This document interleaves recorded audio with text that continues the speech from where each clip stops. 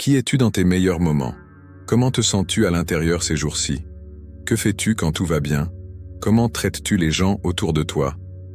Découvrir la vertu stoïque peut t'aider à comprendre ce que signifie vraiment être une personne excellente. Imagine une journée ensoleillée à la campagne, où l'air frais et le doux murmure du vent t'entourent. Dans ces moments-là, te sens-tu en paix? Te sens-tu connecté à toi-même et au monde qui t'entoure? Cette sensation de calme et de plénitude est ce que beaucoup appellent ta meilleure version. Pourtant, atteindre cet état n'est pas toujours facile. Souvent, nous luttons contre nos propres émotions, désirs et pensées négatives. C'est comme si nous étions engagés dans une bataille constante entre ce que nous voulons et ce que nous savons être juste. Mais voici la clé, la vertu stoïque nous offre un chemin pour trouver cette paix intérieure et vivre en harmonie avec nous-mêmes et avec les autres. C'est comme une carte qui nous guide à travers les défis de la vie, nous montrant comment cultiver la sagesse, le courage, la justice et la modération dans nos actions et nos pensées quotidiennes. Prenons l'exemple d'Alejandro, un jeune courageux confronté à des situations difficiles dans sa vie scolaire. Parfois, il a peur de parler en public ou de relever les défis académiques. Cependant, en apprenant sur la vertu stoïque, il comprend que le courage n'est pas l'absence de peur, mais la capacité de la surmonter et de continuer malgré tout. De plus, la sagesse stoïque lui apprend à réfléchir à ses actions et à agir avec intégrité en tout temps. Lorsqu'il se trouve à un carrefour, il se souvient des paroles des anciens philosophes stoïques et choisit le chemin qui est en accord avec ses valeurs les plus profondes. Avec le temps, Alejandro découvre qu'en cultivant ses vertus dans sa vie quotidienne, il devient une personne plus centrée, compatissante et confiante. Il ne se sent plus pris au piège par ses peurs et ses doutes, mais trouve une nouvelle liberté pour s'exprimer et interagir avec les autres de manière authentique. Alors la prochaine fois que tu seras confronté à un défi ou que tu te demanderas qui tu es dans tes meilleurs moments, souviens-toi que la vertu stoïque est là pour te guider. Avec un peu de pratique et de réflexion, tu peux apprendre à vivre avec intégrité et excellence, en laissant ta meilleure version briller dans tout ce que tu fais. Imaginez ceci. La justice est comme avoir un super pouvoir pour savoir ce qui est correct et juste. La modération est comme avoir un autre super pouvoir qui vous aide à prendre des décisions avisées. Les premiers stoïciens considéraient ces enseignements comme des sorts magiques. Mais en réalité, être vertueux, c'est plus comme être un grand artiste. Vous pouvez apprendre les bases, mais vous devez beaucoup pratiquer pour être vraiment bon. Saviez-vous qu'il y a des pratiques magiques qui nous aident à être de meilleures personnes? C'est comme si nous avions une bibliothèque remplie de livres magiques qui nous enseignent d'importantes leçons sur la vie. Mais voici le truc. Ils ne sont utiles que si nous les lisons et appliquons ce que nous apprenons dans nos vies. Les grands penseurs nous ont laissé ces leçons comme un trésor, mais c'est à nous de les utiliser pour atteindre notre plein potentiel. En nous concentrant sur la vertu, nous renforçons notre cœur et notre esprit pour être meilleurs dans tout ce que nous faisons. Les stoïciens nous ont appris que les 4 vertus ne sont pas comme des blocs de Lego séparés, mais qu'elles sont entrelacées comme un sort magique qui nous rend encore plus puissants. Vous ne pouvez pas simplement être juste sans être courageux ou agir avec sagesse sans avoir de modération. Tout est lié comme les pièces d'un puzzle. Chaque jour, pratiquer ces vertus nous aide à être de meilleures personnes et à prendre des décisions plus judicieuses. Alors, pratiquons d'être justes, courageux, sages et modérés tous les jours, et soyons les héros de nos propres histoires. Soyez courageux, gardez votre calme, maîtrisez vos impulsions, et parlez et agissez avec intelligence. Réfléchir à différentes vertus nous aide à mieux comprendre les décisions que nous pouvons prendre. Alors apprenons-en plus sur ces caractéristiques et comment les appliquer dans notre vie quotidienne. Commençons par la sagesse. Pour les stoïciens, la sagesse est comme un art pratique, une sorte de super pouvoir qui nous aide à prendre des décisions intelligentes et équilibrées qui nous guident vers le bien. Elle nous aide à nous concentrer sur des pensées positives et à éviter ce qui nous fait du mal. Elle nous aide également à prendre des décisions importantes dans la vie, comme choisir entre différentes options. Mais la sagesse ne vient pas facilement. Elle nécessite une attention constante à nos pensées. Pourquoi? Parce que nos pensées influencent nos actions. Et nos actions, au fil du temps, deviennent des habitudes. Et nos habitudes et nos choix façonnent notre personnalité. Par conséquent, comprendre comment nous pensons est très important. Imaginez un voleur. Il ne vole pas seulement parce qu'il a une occasion, mais parce qu'il a nourri des pensées de cupidité, de désir de se vanter et de gagner de l'argent facilement. Combien de fois a-t-il eu ces pensées avant de commettre un crime? Beaucoup. C'est pourquoi il est crucial de prêter attention à nos pensées et de choisir sagement nos actions. Laisse-moi te plonger dans l'histoire d'Alex. Alex est un homme marié qui fait face à une lutte intérieure. Bien qu'il aime sa femme, parfois il est attiré par d'autres femmes. C'est comme si son esprit divaguait dès qu'il croisait une femme séduisante, que ce soit au travail, à la salle de sport ou même dans un simple café.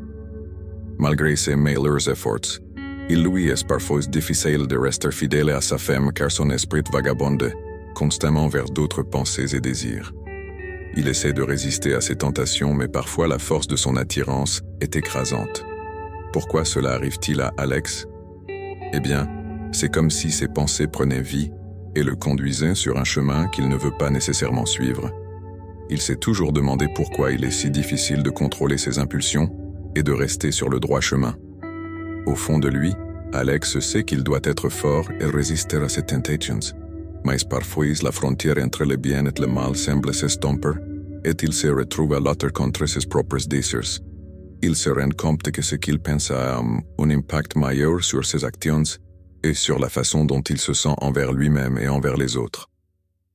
Bien que personne d'autre ne puisse entendre ses pensées, Alex comprend qu'il ne peut se permettre de penser de manière imprudente.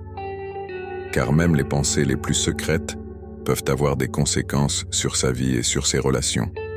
C'est comme si chaque pensée était une graine qu'il plantait dans son esprit, et il dépend de lui de décider si cette graine poussera en quelque chose de positif ou de négatif. Alors Alex décide de mettre en pratique la sagesse. Il se rend compte qu'il a besoin de prendre un moment pour réfléchir avant d'agir. Avant de céder à la tentation, il s'arrête et se pose une question simple. Est-ce que je gère cela avec sagesse? Cette question l'aide à garder le contrôle et à prendre des décisions intelligentes, même dans les moments les plus difficiles. Mais Alex sait aussi que le courage est essentiel dans cette bataille. Il reconnaît que faire face à ses peurs et résister aux tentations n'est pas facile, mais c'est ce qu'il doit faire pour être fidèle à lui-même et à sa femme.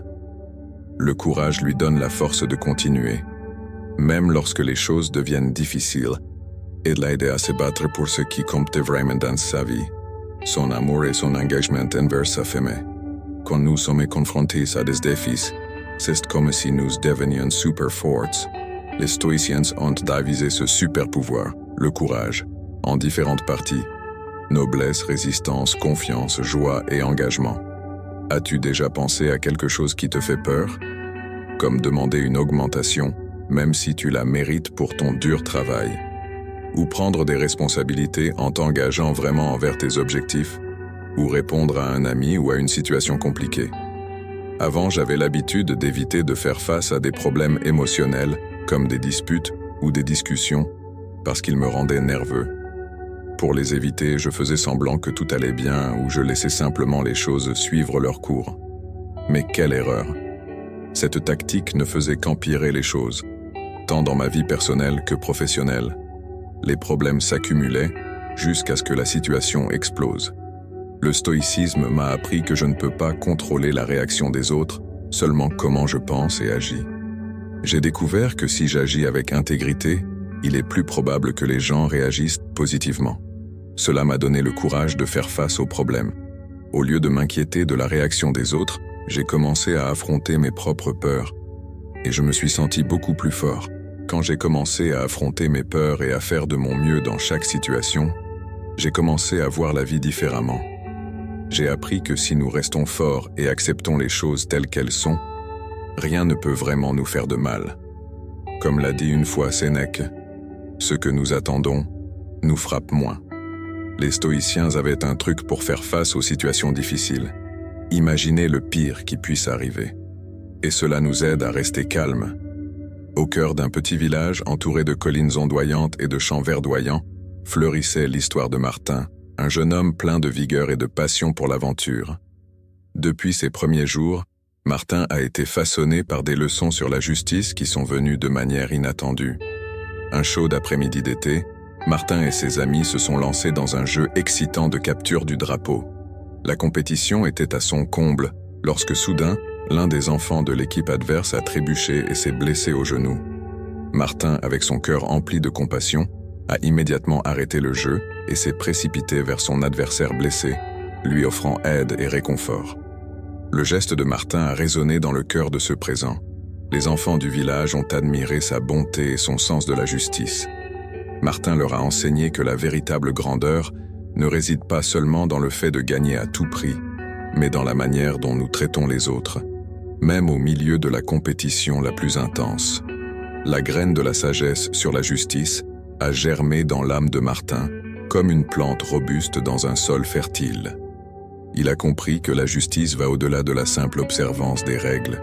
Il s'agit d'agir avec empathie et équité, dans chaque situation, peu importe sa difficulté.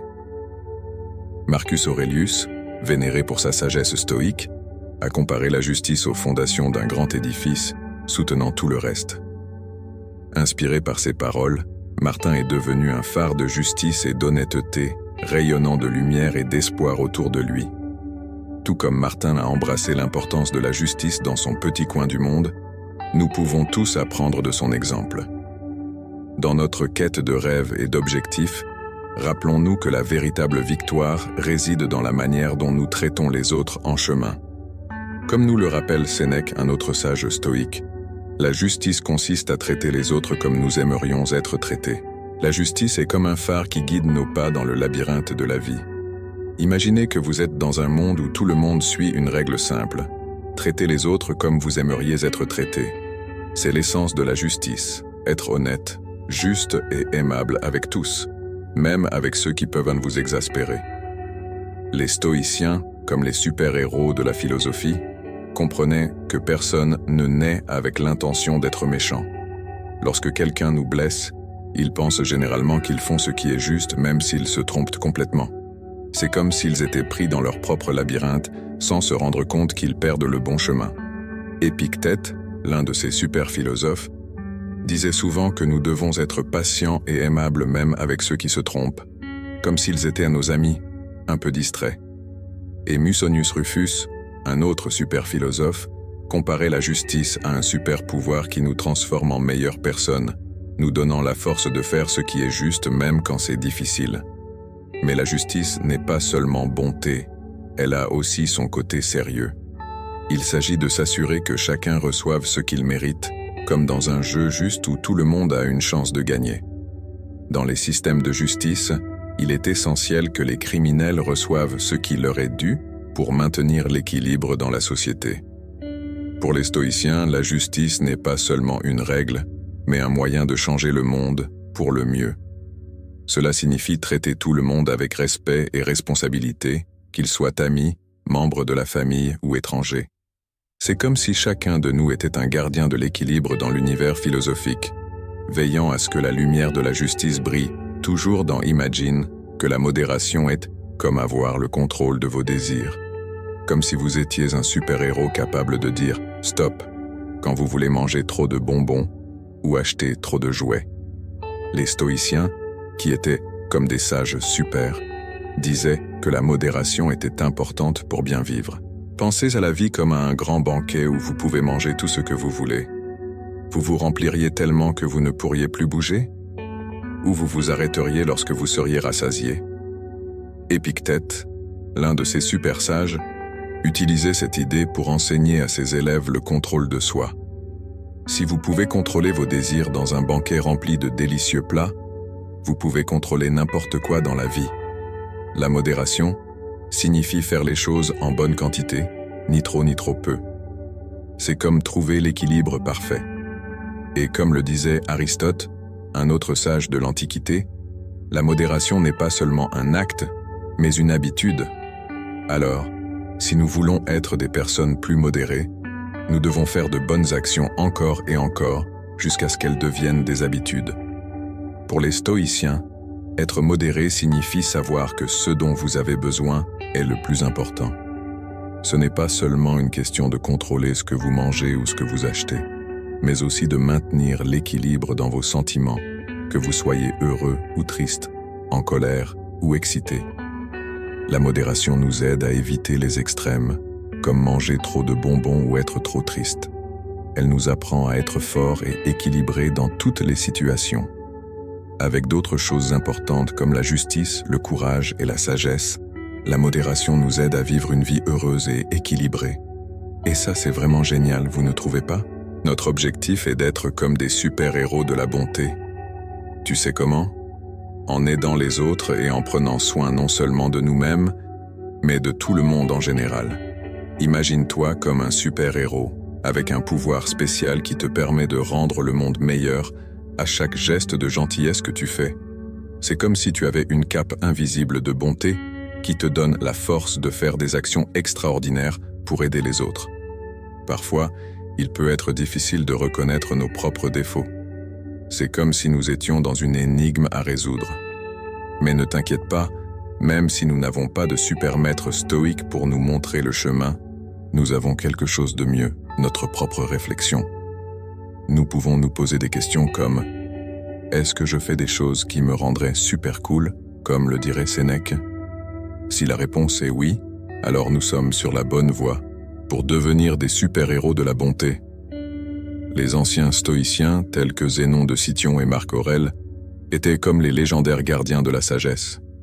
Ils utilisaient 4 super-pouvoirs pour guider leurs actions: la tempérance, le courage, la justice et la sagesse. Imagine-les comme des maîtres Jedi qui utilisent la force pour protéger et guider les gens vers le bien. Pour les stoïciens, la vertu, comme être un super-héros de la bonté, est la clé pour être vraiment heureux. Ils nous enseignent que chaque situation, bonne ou mauvaise, est une opportunité d'utiliser nos super-pouvoirs. Cela signifie que chaque défi est une opportunité de grandir et de s'améliorer. C'est comme si chaque obstacle était un niveau dans un jeu vidéo, et chaque fois que nous le surmontons, nous devenons plus forts et plus sages. Quand nous utilisons nos super-pouvoirs, nous ne nous transformons pas seulement nous-mêmes, mais nous inspirons aussi les autres à faire de même. C'est comme si nous étions des étoiles brillantes dans un ciel sombre, éclairant le chemin pour les autres. Comme le dit Épictète, prendre soin de nous et des autres est super important. Alors continuons à faire de notre mieux pour être des super-héros de la bonté. Et si tu es d'accord, donne un coup de gratitude. De plus, tu peux partager cette vidéo avec un ami qui a besoin d'un coup de pouce de super-pouvoir. Ensemble, nous pouvons faire briller la lumière de la bonté dans le monde entier. Merci d'avoir regardé.